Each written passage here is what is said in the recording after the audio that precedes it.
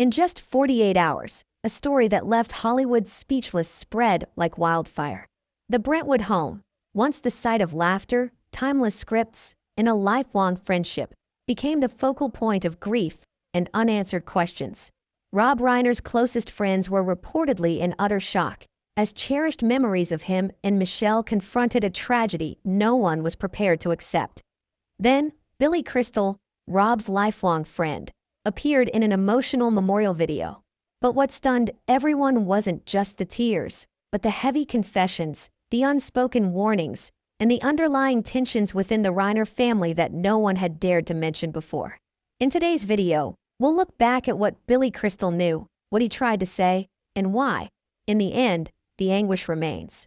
If Rob Reiner was once a part of your cinematic memories, stay until the end of the video, and don't forget to leave a heart in the comments to commemorate the legacy he left behind.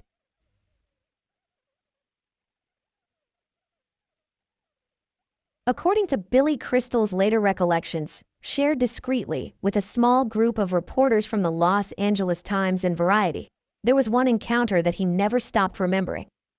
That encounter took place at 1:48 p.m. on Sunday, November 30th, 2025, just 14 days before the tragedy.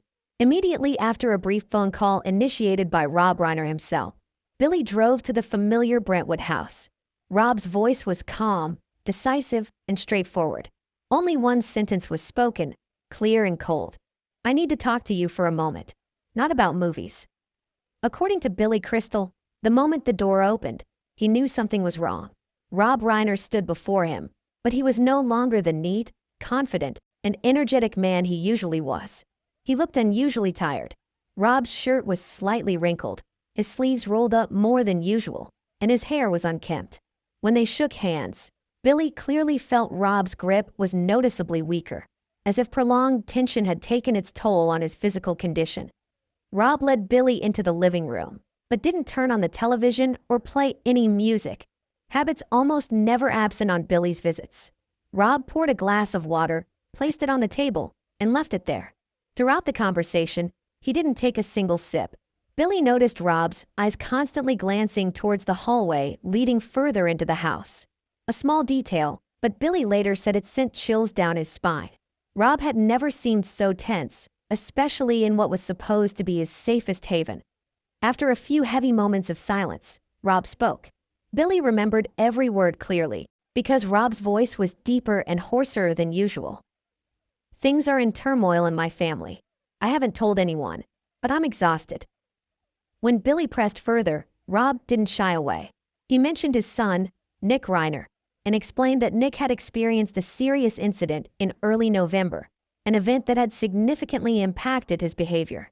Rob described unusual outbursts of anger, sudden temper tantrums, and evenings so tense that Michelle had to avoid him to prevent arguments from escalating.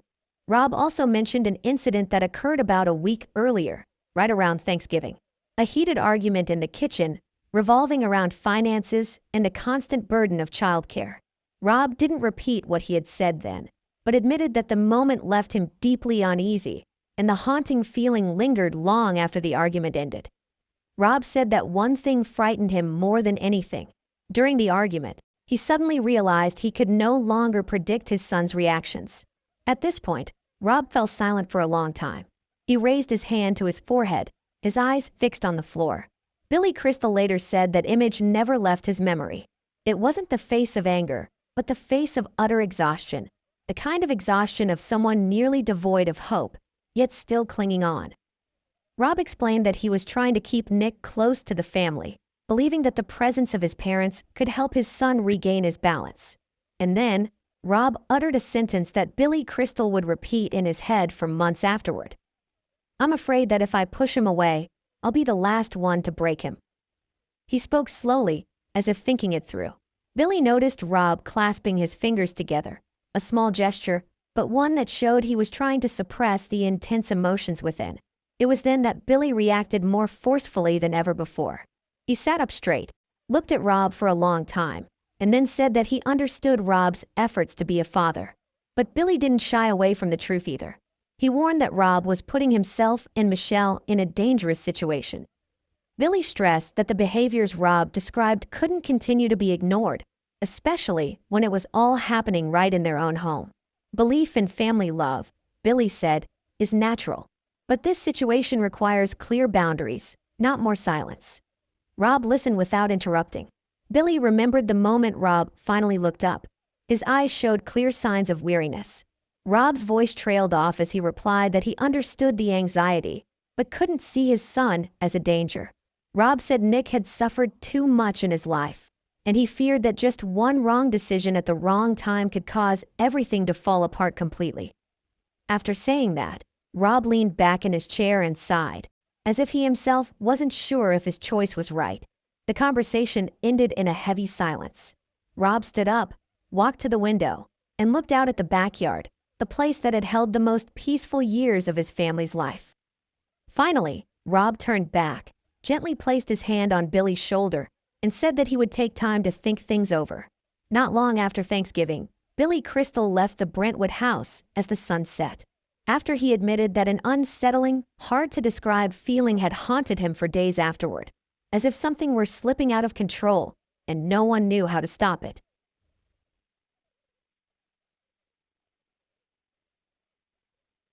According to Billy Crystal, there were few moments in his life when he left Rob Reiner's house with such a heavy feeling. Not overt fear, nor a specific premonition, just a vague but persistent thought. Things didn't seem to work as they used to. It was this feeling, which Billy recalled after the Brentwood incident became public knowledge, that led him to piece together previously overlooked details. At the time, there were no clear signs to name. But in retrospect, Billy believes that small signs had been present beforehand. They were just too quiet to be noticed. Billy said his initial reaction to the news was disbelief. What was described didn't match the image of Rob Reiner he had known for decades. However, what bothered Billy wasn't the severity of the events, but the sequence in which they unfolded. The Brentwood house wasn't a secluded or isolated space.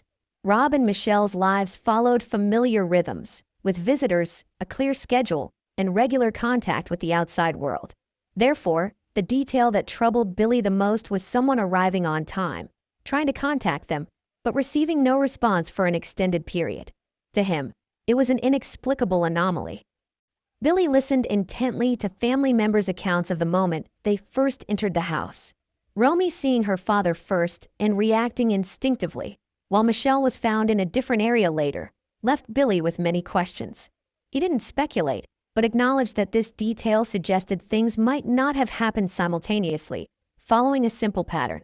In previous conversations, Rob had shared with Billy that family tension rarely manifested directly, but rather spread gradually and subtly, from one space to another. Upon reflection, Billy realized his own depiction of what had happened seemed to mirror Rob's description of the atmosphere in the house during those final months. Another factor that Billy couldn't ignore was the long period of time before anyone outside noticed anything unusual. For someone as quick-witted as Rob when it came to family matters, this prolonged silence didn't fit with what Billy knew. It reminded him of Rob's words that there were times when the house became uncomfortably quiet, as if all emotions were being suppressed. When discussing Rob and Michelle's situation, Billy avoided analytical or technical jargon. He simply described it as a family that had endured prolonged emotional pressure. According to Billy, that context suggests a buildup where unresolved emotions gradually become overwhelming. What Billy had heard about Nick's struggles with stressful situations also made him think. Rob had once said that there were times when things escalated so quickly that no one could adjust.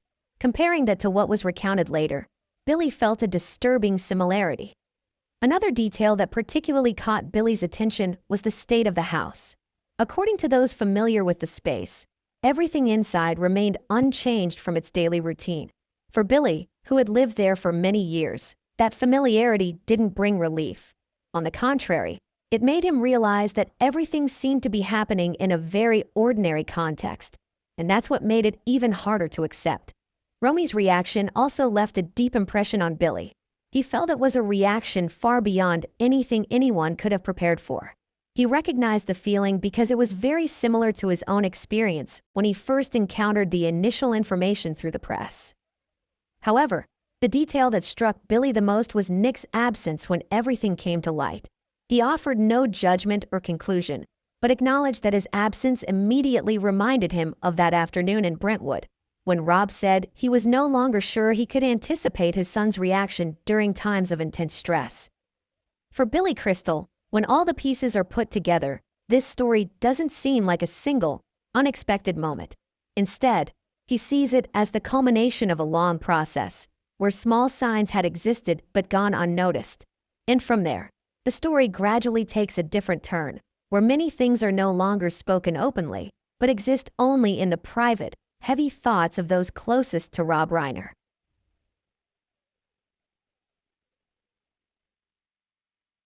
While the public was still trying to piece together the fragmented information surrounding what happened at Brentwood, Billy Crystal was in a completely different state.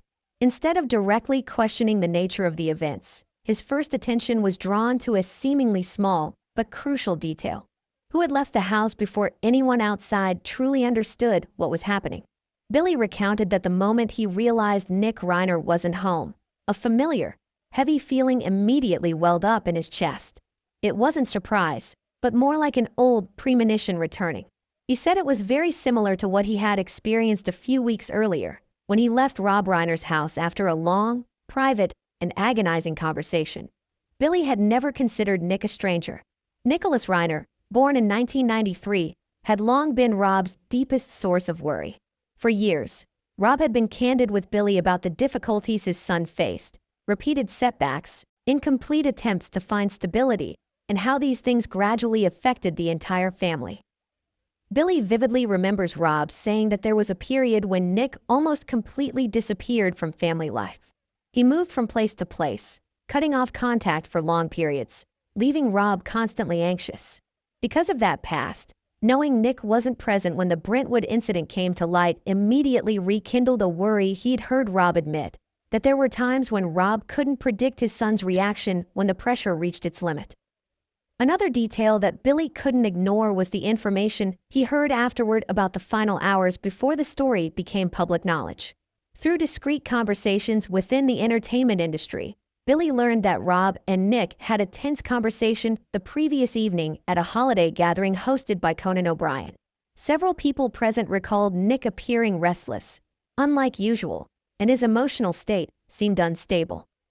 What Billy heard unsettlingly coincided with Rob's descriptions of his son's increasingly uncontrollable behavior. Billy also noticed reports that Nick had left the Brentwood area before anyone outside the house fully understood the situation. He later learned that Nick was several miles away that same evening. For Billy, that distance wasn't just geographical.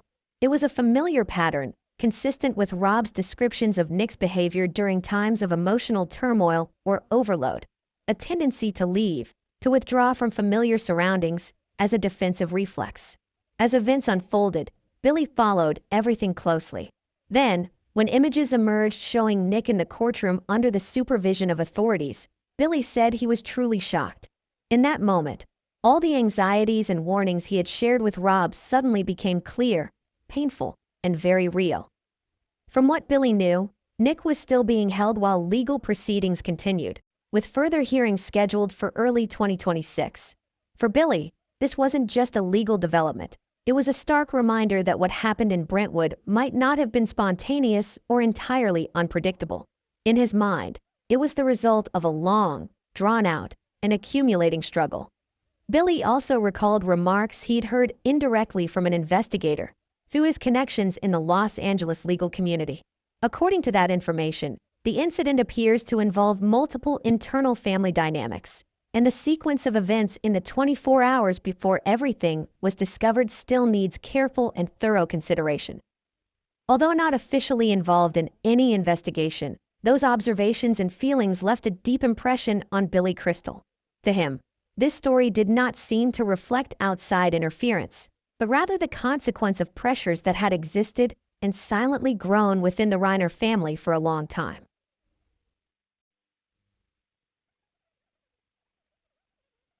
What hurt Billy Crystal the most wasn't just what had happened, but the bitter truth that Nick was the very person Rob Reiner had tried to protect at all costs. In Billy's eyes, The film Being Charlie was never simply a creative project or a typical film. He believed it was the clearest expression of Rob's last-ditch effort to guide his son closer to inner stability and peace. Rob had hoped that the project could be a turning point, an opportunity for Nick to find a different path in life. But over time, Billy realized that deeper issues remained, never truly resolved. And when Billy witnessed Nick being brought under legal scrutiny, he felt as if he were seeing the complete collapse of the hope Rob had cherished for so many years. In private conversations with close friends, Billy admitted that these anxieties had actually formed early on, not because he wanted to think of the worst-case scenario, but because the warning signs seemed to keep piling up over time. Rob's anxious confession, the tense exchange at the holiday gathering, Nick's inexplicable absence, and finally his detention, all connected into a chain of events Billy could no longer ignore. As the situation shifted from personal concerns to formal legal proceedings, Billy understood that this story had entered a completely different phase. At that point, loyalty, affection, or personal goodwill were no longer enough to prevent the truth from gradually being revealed in the harshest way. According to a longtime friend living in Beverly Hills, Billy began to withdraw from his familiar routines. He stopped going to his usual restaurants, declined planned year-end gatherings. For days on end, Billy stayed mostly indoors until he quietly drove through Brentwood once, returning without speaking to anyone. Those around him could sense that Billy was deeply grieving. For him, losing Rob wasn't just losing a friend. It was like losing a part of his inner world, a spiritual anchor he had relied on for decades. Rob was the first person Billy called when he had good news, and the person he turned to whenever he felt insecure or confused. The most heartbreaking thing wasn't just the loss itself, but the fact that it happened when Billy wasn't there for Rob. Close friends say Billy often replays their last conversation in his head, remembering Rob's weary eyes and the unmistakable worry in his voice as he spoke of his son. Billy admits he sensed something was wrong, but still believed Rob was strong enough to handle himself. That belief later became Billy's greatest burden. He constantly wondered if he should have stayed longer, spoken more directly, or pushed harder to bring Rob to the brink of danger that he now realized had been silently lurking. Rumors circulated that Billy had reviewed his call history, rereading old messages he had exchanged with Rob. The brief messages, the casual jokes they had shared, now seemed too painful to look back on. One friend later recalled Billy whispering to himself, "I thought I still had plenty of time. I was wrong." He repeated the words many times, not to complain, but as a belated confession. Along with the sadness was a silent anger, but not outwardly directed. Billy didn't blame Rob, nor did he hold anyone else accountable. Instead, he turned that anger towards himself. He blamed himself for choosing to be a good listener, but not being firm enough at the most crucial moment. He blamed himself for believing that Rob's love for his son would be enough to keep things from getting out of control. The anger didn't erupt, but smoldered. Friends said Billy suffered from insomnia for many nights in a row, often waking up before dawn, silently pacing around the house. Some mornings, he would sit for hours by the window, staring out without turning on the lights or playing music, just letting his thoughts drift. The burden of that realization became even heavier when Billy was forced to accept that his fears had unfolded in the most painful way possible. Throughout it all, he felt both a witness and an outsider, helplessly watching everything slip through his fingers.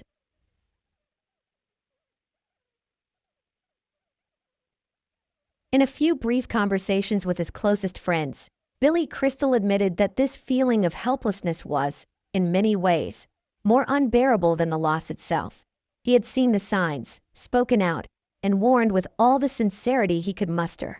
Yet, all those efforts were not enough to change the outcome. That realization weighed heavily on Billy, forcing him to confront a painful truth. There are situations where, no matter how much love there is, people are completely powerless. In the entertainment industry, many whispered that Billy had deliberately refused to appear on television during this period. Invitations from major programs continued to pour in, even more than expected, but Billy skillfully declined them all. According to a close friend, Billy said he wasn't ready to mention Rob's name publicly without losing his composure.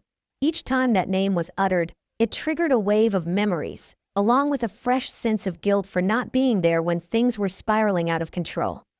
In that silence, Billy began to reflect on nearly 50 years of friendship with Rob Reiner, not to seek an explanation, nor to dissect what went wrong, but to preserve the pure memories that existed before all the events cast a shadow over them. For Billy, protecting those memories became paramount, as a way of keeping Rob present in his life in the right way possible. Ultimately, Billy chose to speak not directly, but through a joint statement. The document was signed by his wife, Janice Crystal, Rob's closest friends, and longtime associates such as Albert Brooks, Martin Short, and Larry David. The focus of the statement was not on recounting the events, but on honoring a relationship that had endured almost a lifetime. The statement also included the names of many figures deeply connected to Hollywood history, including Mark Shyamalan, Barry Levinson, and others who worked with Rob for decades.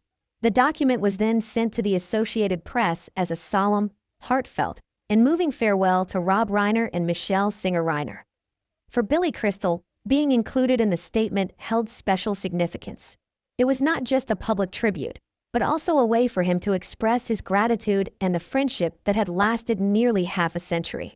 In the statement, friends of Billy and Rob reminisced about what had bound them together from the beginning: a love for cinema, for storytelling, for the dark movie theaters where strangers could laugh, reflect, and be silent together before a story that touched their hearts. That was the world Rob lived in, and Billy witnessed it from the very beginning. Their friendship began in the mid-1970s on the set of All in the Family. At the time, Rob was already a well-known television star, while Billy was still finding his place. Despite their different backgrounds, they quickly recognized a shared outlook on life, shaped by humor, thoughtfulness, and sincerity, rather than fame or power. Afterward conversations quickly transcended professional boundaries, becoming the foundation for a strong bond. They were friends, then creative partners, and finally, steadfast companions during the most crucial stages of each other's careers. When Rob transitioned to directing, that relationship deepened even further. Billy was not just an actor in Rob's films, but someone Rob trusted to share ideas, refine dialogue, and shape key emotional moments. When Harry Meets Sally became the clearest evidence of that trust. The film is not only a cultural milestone, but also reflects a rare creative understanding between two people. Billy once said that Rob was one of the very few directors who allowed him complete freedom in acting, while still providing clear direction. In a statement sent to the Associated Press, friends described Rob as a master storyteller, capable of seamlessly transitioning between comedy, drama, and documentary. These words weren't simply professional praise, but came from people who understood that Rob always respected actors, valued screenwriters, and built a creative environment based on collaboration, not command. For Billy, the most difficult part of writing those lines was having to talk about Rob in the past. Rob was not just a collaborator, but someone deeply involved in his personal life. Billy was a familiar face at Rob and Michelle's Brentwood home, joining them for dinner and conversations about family, society, and the responsibilities that artists face. Knowing that Rob and Michelle had passed away together in that very house made Billy feel as though a part of his most private memories had shattered. Therefore, the joint statement not only commemorates Rob as an artist, but also honors Rob and Michelle as a couple. They are remembered for their enduring partnership, defined by loyalty, resilience, and a shared purpose that lasted a lifetime.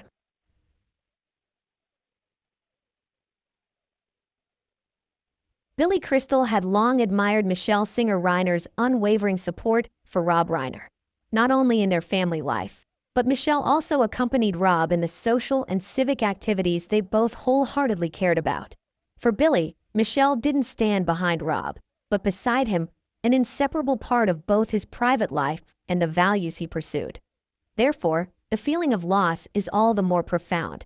Billy feels he has lost not only a close friend, but also two people intimately connected to one of the most important chapters of his life. In Billy's memory, Rob and Michelle always existed as a whole, complementing and supporting each other through every stage. At the end of their joint statement, Billy and his friends quoted a line from the film It's a Wonderful Life, a work that Rob greatly loved. That quote alludes to the idea that one person can touch countless other lives, and when they are gone, the void they leave behind is immeasurable. Billy understands that meaning very personally. For him, Rob's absence is not only present in film history, but also permeates everyday life. Phone calls that will never be answered, unfinished conversations that will never be continued. After nearly 50 years of friendship, Billy Crystal's choice to speak out publicly is not simply a reaction to the pain of loss. It is a deliberate act, stemming from a desire to preserve the truth about Rob Reiner, transcending fleeting headlines or temporary speculation. Billy wants Rob to be remembered not only for the films that made his name, but also for his loyalty, his insatiable curiosity, and the generosity he showed to those around him. The passing of Rob Reiner and Michelle Singer Reiner was not just a shock to the entertainment world. It also marked the quiet but irreversible end of a relationship that lasted nearly half a century. Behind the laughter on screen and the legacy of classic films lies a deep sense of regret, unanswered questions, and a sadness that time may never fully heal. When Billy chooses to speak out, it's not just an expression of grief, but also a gentle yet clear reminder. Warning signs often appear long before the outcome becomes clear. And sometimes, even recognizing them isn't enough to change the course of events. We invite you to respectfully share your thoughts in the comments below. If you'd like to continue following such insightful and multifaceted stories, consider subscribing to the channel and turning on notifications so you don't miss upcoming videos.